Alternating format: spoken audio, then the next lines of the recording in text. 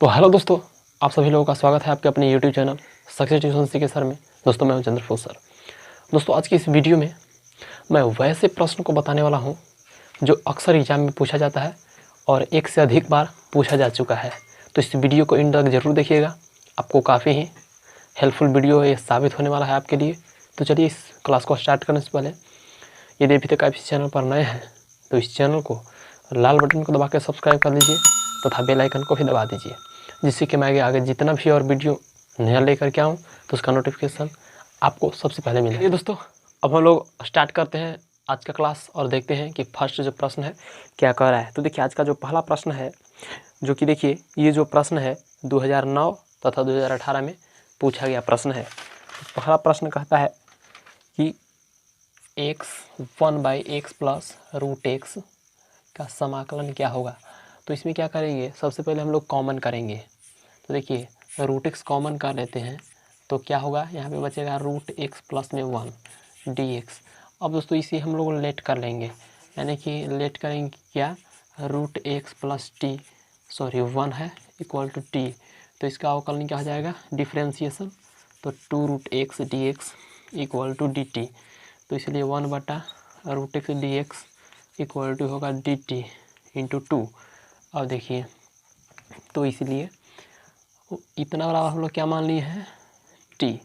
तो इसके जगह पर लिखेंगे टी और 1/रूट एक्स डी एक्स, 1/रूट एक्स डी एक्स बराबर क्या आ गया है 2 डी टी।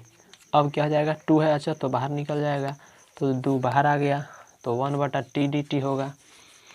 अब क्या हो जाएगा 2 और इसका समाकलन लॉग टी प्लस में सी। अब एक काम कीजिए 2 लॉग, और दोस्तों यहाँ पर देख रहे हैं कि टी बराबर माने हैं रूट एक्स प्लस 1, तो यहाँ पे लिख देंगे रूट एक्स प्लस 1। यही आपका आंसर हो गया, यानी कि जो आपका ऑप्शन नंबर देख लेते हैं, हाँ जो आपका ऑप्शन है बी बिल्कुल सही जाएगा, यानी 2 log into 1 plus root x plus c. तो चलिए बढ़ते हैं अगले प्रश्न की ओर और देखते हैं कि जो नेक्स्ट प्रश्न है वो क्या कर रहा है। तो नेक्स्ट प्रश्न कहता है कि 0 और 1 को अवयव लेते हुए 3 × 3 क्रम के कितने अलग अलग अवयव बनाए जा सकते हैं। दोस्तों इस तरह का प्रश्न यदि आपको आता है तो जो आपको यहाँ के क्रम दिया हुआ रहेगा, यानी कि 3 × 3 क्रम दिया हुआ है, 3 × 3 क्रम। तो सूत्र इसका क्या होता है, 2 के पावर क्रमों का गुणनफल, 2 के पावर क्रमों का गुणनफल, या इसको ना लेकर के 2 के पावर कभी कोटि यहाँ लिखता है तो लिख देंगे कोटि का गुणनफल। तो 2 के पावर n के मान 3 रखेंगे, तो गुणनफल होता है तो क्रम कहते हैं 3 × 3, तो 3 × 3 होगा 9, तो 2 के पावर क्या हो जाएगा 9, और 2 के 9 बार गुना करना है। देखिए यानी 2 2 4 2 6 2 8 और 1 9, इसको जब हम लोग गुना करेंगे तो कितना आ जाएगा 512, जो कि आपका ऑप्शन नंबर सी जो है बिल्कुल सही हो जाएगा। और सिंपली आप सी पे टिक कर लेंगे। दोस्तों ये जो प्रश्न है 2009 और 2017 में पूछा गया प्रश्न है। तो चलिए देखते हैं हम लोग अगला प्रश्न। और अगला प्रश्न क्या कह रहा है, यहाँ पे कहता है दोस्तों कि कॉस इनवर्स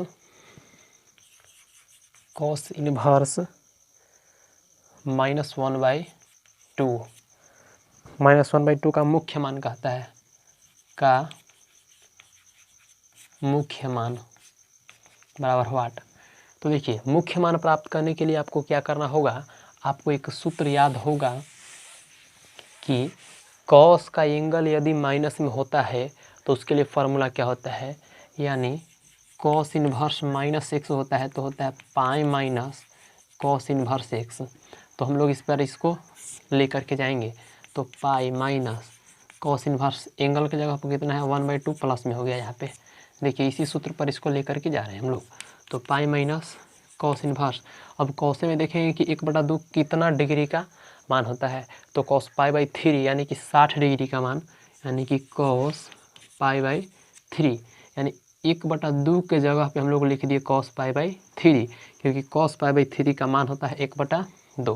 अब पाई माइनस ये तो समाप्त हो जाएगा, बचेगा पाई बाई 3। अब इसको हल करेंगे तो बटा 1 करके जब आप एलसीएम लेंगे तो क्या आएगा, 3 पाई में से एगो पाई घटेगा तो 3 पाई माइनस पाई बटा 3, यानी आपका जो आंसर है 2 पाई बाई 3, यही आएगा आंसर। तो सिंपली इसका जो ऑप्शन नंबर है देख लेते हैं कौन सही हो जाएगा। इसका जो ऑप्शन है बी बिल्कुल सही होगा दोस्तों। चलिए बढ़ते हैं अगले प्रश्न की ओर और देखते हैं, और ये 2016 और 2018 में पूछा गया प्रश्न है।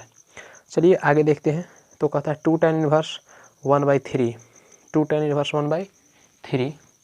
पहले बोर्ड साफ कर लिया जाए। तो चलिए दोस्तों, यहाँ कहता है ये जो प्रश्न अभी हम बताने वाले हैं वो 2010 और 2018 में पूछा गया प्रश्न है। तो देखिए कहता है 2 tan इनवर्स 1/3, 2 tan इनवर्स 1/3। आगे कहता है tan inverse 1/7 plus tan inverse 1/7 बराबर क्या होगा।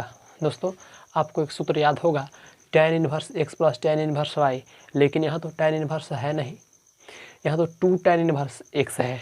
तो इसको हम लोग पहले कन्वर्ट करेंगे केवल tan इनवर्स x में। तो देखिए 2 tan इनवर्स x का आपको सूत्र याद होगा, 2 tan इनवर्स x का सूत्र होता है tan इनवर्स 2x बटा 1 माइनस एक्स स्क्वायर, ये होता है। तो ये क्या हो जाएगा, tan इनवर्स 2 x की जगह कितना है 1/3/1 माइनस एक्स स्क्वायर होता है, तो हो जाएगा 1/3 के होल स्क्वायर। यहाँ देखिए तो प्लस, यहाँ है tan इनवर्स 1/7। अब क्या हो जाएगा, tan इनवर्स ये हो जाएगा 2/3 बटा नीचे 9 में से 1 चला जाएगा, यानी 9 में से 1 जाएगा 8, यानी 8/3 नहीं बल्कि 9 होगा, प्लस tan इनवर्स 1/7। अब क्या हो जाएगा, 3 तिहाई 9 और 2 चौके 8, ये चला जाएगा ऊपर, तो tan इनवर्स तो ऊपर जाएगा तो 3/4 होगा, प्लस tan इनवर्स 1/7। अब क्या हो जाएगा, tan inverse x plus tan inverse y पर आ गया, यानी सूत्र आपको पता होगा tan inverse x plus tan inverse y बराबर क्या होता है, तो tan inverse into x plus y बटा 1 माइनस एक्स वाई, ये होता है सूत्र। तो बस इसी पर हम लोग आगे काम करेंगे। तो 3/4 प्लस 1/7 बाई 1 माइनस 3/4 गुने 1/7। अब क्या हो जाएगा दोस्तों, तो tan इनवर्स 7 चौके 28 ऊपर हो जाएगा, 4 7 28, तो 7 तिहाई 21 और 7 चौके 28 तो प्लस 4 बाई नीचे देखिए 7 चौके 28 में से 3 घट जाएगा, 28 माइनस 3 और बटा नीचे क्या होगा 28, ये होगा। चलिए आगे देखिए यहाँ पर, तो tan इनवर्स 28 कट जाएगा, तो 24 21 और 4 25 बाई नीचे क्या जाएगा, ये घट जाएगा, तो 28 में से 3 जाएगा तो कितना होगा 25। अब देखते हैं कि tan इनवर्स ये कट जाएगा तो 1 मिलेगा। अब क्या होगा, तो tan इनवर्स 1 tan में कितना डिग्री का मान, तो tan π/4 का मान 1 होता है, तो tan π/4 ये समाप्त हुआ, आपको मिल गया π/4, यानी दोस्तों इसका जो आंसर है इसका जो आंसर है डी हो जाएगा π/4, और ये 2010 और 18 में पूछा गया प्रश्न है। तो चलिए आगे हम लोग बढ़ते हैं और देखते हैं अगला प्रश्न। तो चलिए दोस्तों आइए देखते हैं और अगला प्रश्न। तो अगला प्रश्न कहता है कि यदि ए और बी दो घटनाएं हो ताकि P A not is equal to 0, P A not is equal to 0 कहता है, और आगे दिया हुआ है आपका कि P into B by A, P into B by A equal to 1। तो कहता है कि हो तो इसमें से कौन सा ऑप्शन सही होगा।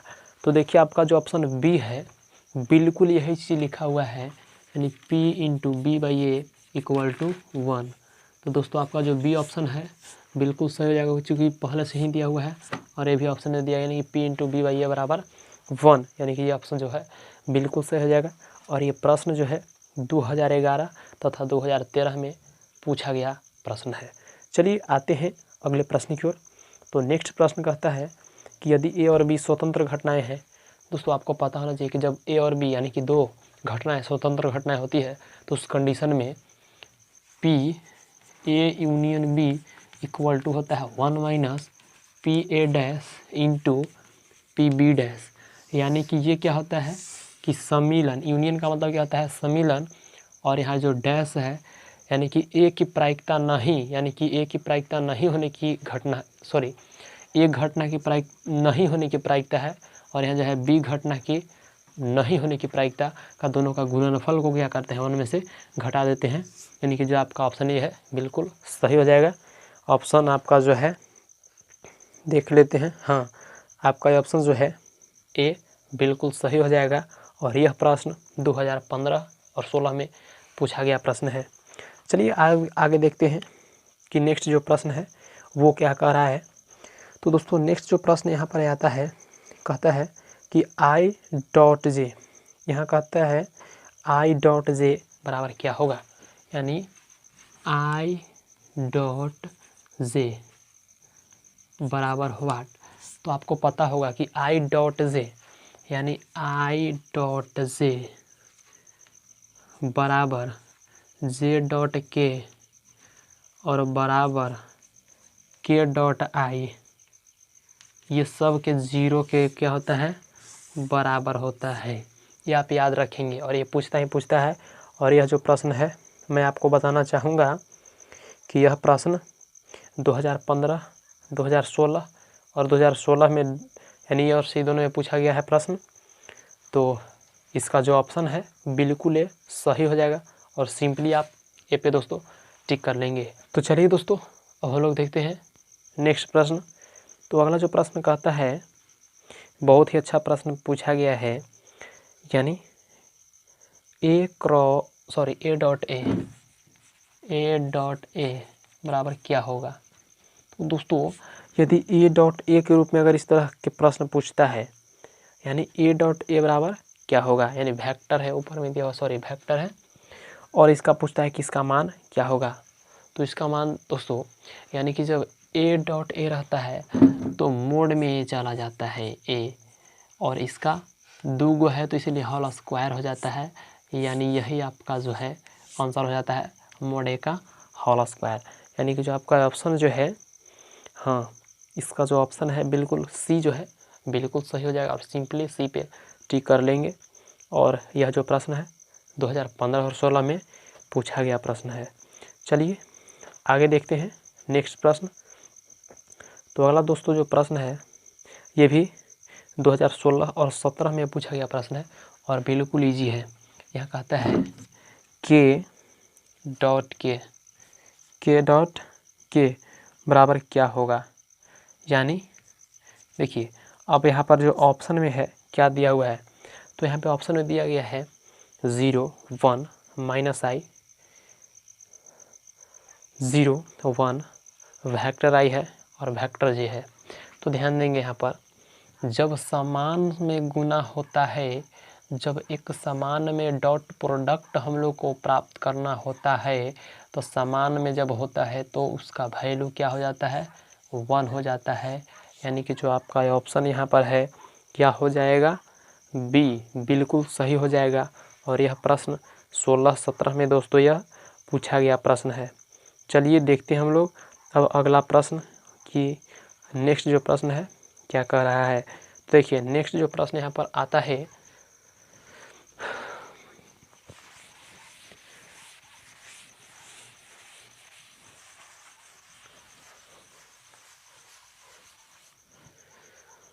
हो मुझको जीना है जीने दो, मुझको पीना है पीने दो, मुझको जीना है जीने दो, मुझको पीना है पीने दो।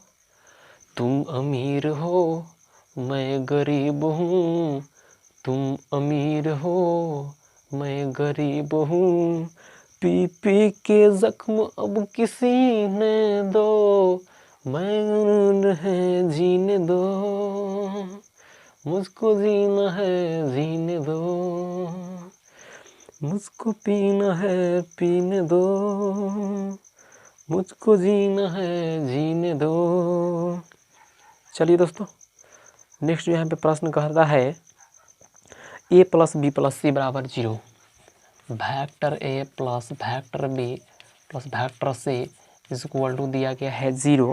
अब आगे कहता है कि मॉड a का मान दिया गया है 3 दिया गया है। अच्छा, मॉड b का दोस्तों मान दिया गया है 4, मॉड c का मान दिया गया है 5।